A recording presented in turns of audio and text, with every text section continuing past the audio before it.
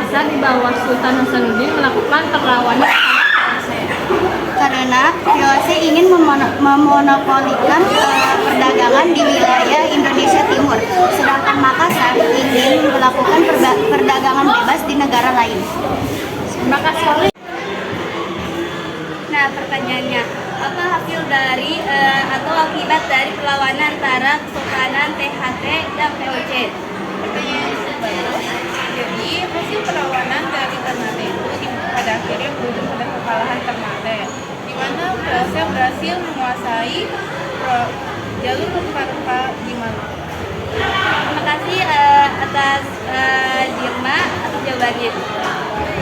Assalamualaikum warahmatullahi wabarakatuh. Di sini saya Dinda Rianti dari kelas 11 EPLB 3. Saya akan mewawancarai salah satu guru. Ibu izin wawancara Ibu. Oke, boleh, silakan.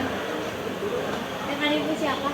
Dengan Ibu Nurhaila Kamila. Oke, di sini saya akan memberikan pertanyaan kepada narasumber saya yaitu Bu Nurhaila. Nah, di sini nomor 1, menurut Anda apa penyebab utama terjadinya perlawanan kesultanan di Nusantara terhadap VOC? Oke, menurut pendapat saya, kesultanan di Indonesia, di Nusantara ini melakukan perlawanan terhadap VOC karena VOC sendiri melakukan monopoli perdagangan dan berlaku sewenang-wenang terhadap bangsa Indonesia, sehingga bangsa Indonesia tidak mendapatkan apa yang menjadi haknya. Oke, ada pertanyaan selanjutnya. Bagaimana bentuk perlawanan yang dilakukan oleh Kesultanan Mataram terhadap VOC? Oke, sepengetahuan saya, pada saat itu Mataram melakukan perlawanan terhadap VOC dengan melakukan perlawanan bersenjata. Jadi semacam berperang lah kalau kita sekarang. Ini ada pertanyaan selanjutnya. Siapa tokoh penting dari Kesultanan Banten yang berperan dalam melawan VOC dan bagaimana perjuangannya? Oke, perlawanan yang dilakukan oleh salah satu dari tokoh Banten ini namanya Sultan Ageng Tirtayasa.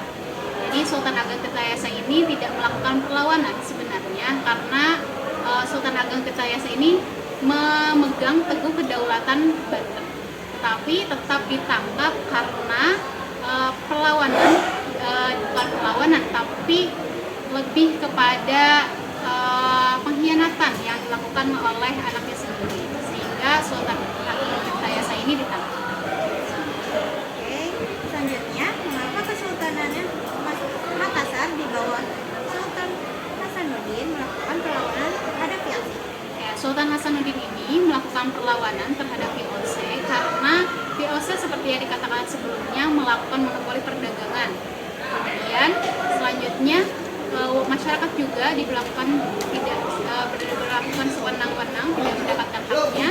Nah, sehingga orang tersebut, gitu ya, tadi Sultan Hasanuddin dan para pengikut ini tetap melakukan perdagangan ke berbagai wilayah, bersama dengan berbagai negara. Ya, pertanyaan terakhir, apa hasil atau akibat dari perlawanan antara Kesultanan, THT, dan VOC? Oke, hasil akhir dari perlawanan yang dilakukan oleh Ternate ini tidak membuahkan hasil. Jadi Ternate tetap kalah dan VOC menang. Mereka bisa menguasai perdagangan